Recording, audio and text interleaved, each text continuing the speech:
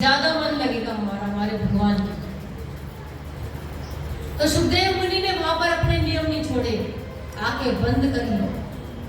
कहते हैं हमारे सामने अगर कुछ बुरा हो रहा है और हम अगर उसको नहीं ठीक कर पा रहे, हमारा कोई कहना नहीं मान रहे, तो हमें आंखें बंद करके प्रभु का नाम लेना चाहिए। अगर हम कुछ कर नहीं सकते तो उसको देखो भी मत। अगर आप उसे देखोगे बुरा होता तो शास्त्र कहता है कि हमें उसके बारे में फिर बोलना चाहिए कि नहीं ये गलत है, तुम गलत कर रहे हो। और अगर हम नहीं बोल सकते, नहीं हमसे कुछ बन नहीं पा रहा कि कोई कहना नहीं मानता, तो क्या बोले, कैसे करें? तो हम अपनी आंखें बंद करके अपने भजन में लगे, क्योंकि फिर प्रभु देखेंगे आप, फिर प्रभु जवाब देंगे आकर, प्रभु निकालेंगे हमें से संकट से।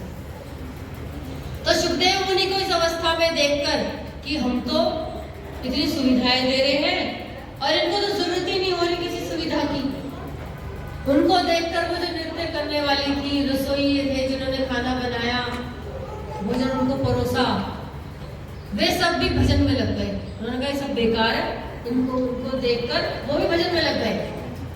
संत का दर्शन का प्रभाव, कि जब हम संत का दर्शन करते हैं, अब हुई उनकी, जब हम भी जब प्रभु के पास मिलने जाते हैं ना, तो ये मत सोचना कि वो ऐसे ही मिल जाएगी, बहुत परीक्षा लेती है, बहुत रुलाती है। हर समय जब भी हमें तड़प उठेगी ना कि भगवान हमें दर्शन दे दो, हमें आपसे मिलना है, तब सुख भेज देगी। और हम अगर उस सुख के चक्कर में लट्टू हो गए तो प्रभु से दूर हो जाएंगे। और उस सुख में भी यदि हम भगवान को बुलाते रहे, हम डटे रहे अपने वचन पर कि हमें तो भगवान तेरे अलावा और कोई नहीं चाहिए, तो एक दिन ऐसा होता है कि प्रभु प्रकट हो जाते हैं हमारे जीवन में, हमारा जीवन आनंद पूर्वक व्यतीत होता है। तो जनक राजा ने उनका सम्मान किया सुखदेव मुनि का और अपने महलों में ले गए और दोनों के बीच वार्ता प्रारंभ हुई। तो उनके घर में तो उस यज्ञ की अग्नि जो थी वो बंद होने लगी, कुछ कम होने लगी, क्योंकि लकड़ियां जो कम पड़ गई थी यज्ञ। तो राजा जनक ने अपनी सीधा पैर उस यज्ञ में डाल दिया। जब सीधा पैर उसमें रख दिया तो धू धू करके वो पैर जलने लगा। जब ये दृश्य सुखदेव मुनि ने देखा कि मतलब ये क्या हो रहा है, मतलब मैं ये क्या देख रहा हूं कि राजा जनक ने अपना पैर उस यज्ञ कुंड में रख दिया, कि तभी उनकी पत्नी राजा जनक के पैर पे आके बैठ गई। तो सुखदेव मुनि विचार कर रहे हैं ये कैसे एक साधक हो सकता है जो संसार में लिप्त है कि अपने यज्ञ के समय में भी दूर नहीं हो रहा, और एक पैर यज्ञ अपमान यज्ञ का। लेकिन जनक जी महाराज उनको उपदेश दे रहे हैं इस क्रिया के माध्यम से, ऐसा कृत्य करके वो समझा रहे हैं कि कैसे कैसे संसार में शरीर रहे और मन प्रभु में रमा रहे। जब जनक जी महाराज का यज्ञ पूरा हुआ और उन्होंने अपना पैर उस यज्ञ में से बाहर निकाला, तो पुनः उनका पैर जैसा था वैसा का वैसा ही बनकर निकला। तो सुखदेव मुनि ने बनकर निकला। तो सुखदेव मुनि ने ये दृश्य जब देखा तो आश्चर्यचकित रह गए कि ऐसा कैसे हो सकता है कि ये पैर चला था मेरे सामने, फिर से ये पैर कैसे ठीक हो गया। उन्होंने प्रश्न पूछ लिया, उनसे रुका नहीं गया कि महाराज मेरे पिता ने मुझे आज्ञा देकर आपके महलों तक भेजा है, ये कहकर कि मैं आपसे शिक्षा दीक्षा लूं, उस ज्ञान को, जिस ज्ञान को जानने के बाद व्यक्ति को अपने प्रभु की प्राप्ति हो जाती है। तो मैं आपसे ज्ञान लेने आया हूं, लेकिन मैं ये जानना चाहता हूं कि आप एक विदेही कैसे हो सकते हैं कि आप अपनी पत्नी के साथ अपने यज्ञ में बैठे हैं और एक पैर भी आपने यज्ञ में डाल दिया। जनक जी महाराज ने अपना आसन ग्रहण किया और बताना प्रारंभ किया। उन्होंने कहा कि मैं अपने शरीर से संसार के सभी कृत्यों को करता हूँ जो भी मुझे मेरे गृहस्थ में मिलते हैं। मैं अपने राज्य को भी संभालता हूँ अक्षौणी सेना के साथ। मेरे राज्य में कोई दुखी ना हो, कहीं चोरी ना हो जाए, कोई भूखा ना सो जाए। तो मेरा ध्यान संसार से हटकर मेरे प्रभु में लगा रहेगा। तो जनक महाराज ने कहा कि मैं यहाँ पर दोनों स्थितियां तुम्हें बताना चाहता हूँ कि संसार में रहते हुए जीव अपने प्रभु से कैसे जुड़े। जब जब दुख आए तो समझना भगवान ने दस्तक दे दी हमारे द्वारा, क्योंकि दुख में जो पुकार निकलती है वो सुख में नहीं, और दुख में प्रभु जल्दी सुनते हैं। बस हम अपने नियमों पे, अपने जो भी हमारी साधना पद्धति है उस पर डटे रहे तो वो संकट भी हमेशा नहीं रहेगा, वो भी टल जाएगा। एक बात हम अवश्य जाने, गांठ बांधकर अपने घर लेके जाए और अपने बच्चों को भी जरूर समझाए एक बात। इसी बात के बल पर हम अपना पूरा जीवन व्यतीत कर सकते कि ये हमेशा नहीं रहेगा, एक दिन चला जाएगा। और सुख आया है तो वो भी एक दिन चला जाएगा।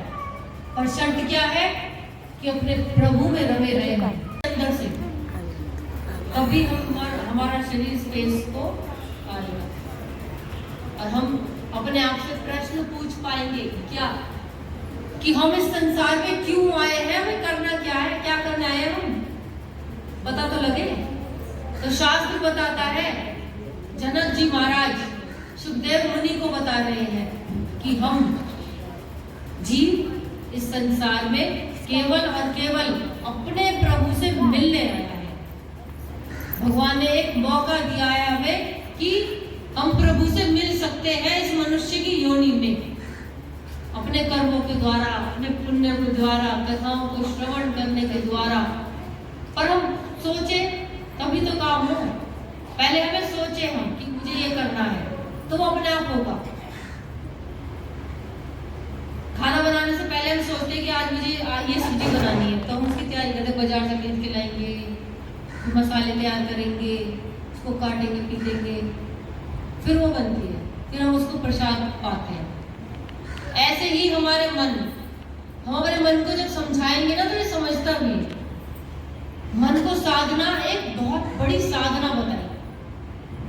जनक जी महाराज सुखदेव मुनि को ज्ञान दे रहे हैं कि अपने मन को साध लो। जिसके जीवन में जो अभाव है, तो शास्त्र कहता है हमारे जीवन में जो अभाव, वही रिश्ता हम भगवान से जोड़ते हैं। जिस रिश्ते की कमी है, जिस रिश्ते से प्यार नहीं मिला, उस रिश्ते को भगवान से जोड़ दे।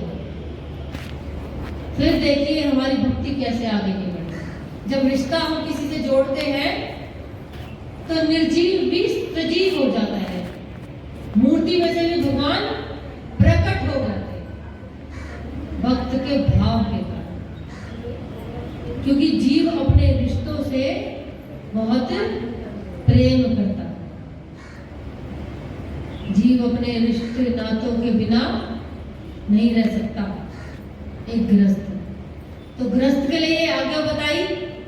जनक महाराज बता रहे हैं कि भगवान एक प्रभु को अपने मन में धारण करके उनसे अपना रिश्ता जोड़िए और उसकी शिक्षा दीक्षा लेकर, उसके नियम लेकर अपने प्रभु की सेवा पूजा में जुट जाइए। तो गृहस्थ होते हुए भी आपको प्रभु की प्राप्ति हो जाएगी।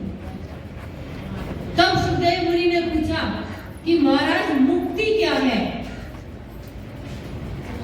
हम बोलते हैं ना अपने प्रभु से, प्रभु मुझे मुक्त कर, आपको प्रभु की प्राप्ति हो जाएगी।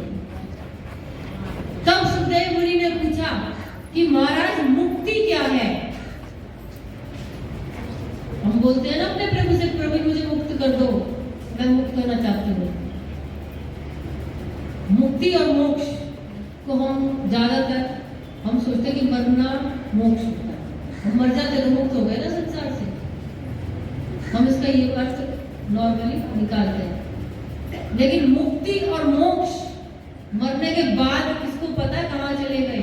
कौन, किसी ने कोई मर के उसने आके बताया कि मेरे को मोक्ष मिल गया और मुझे मुक्ति मिल गई। जो चला गया वो तो चला ही गया, हमें क्या पता वो मुक्त हुआ है, मोक्ष मिला है, हुआ क्या उसके साथ। जीते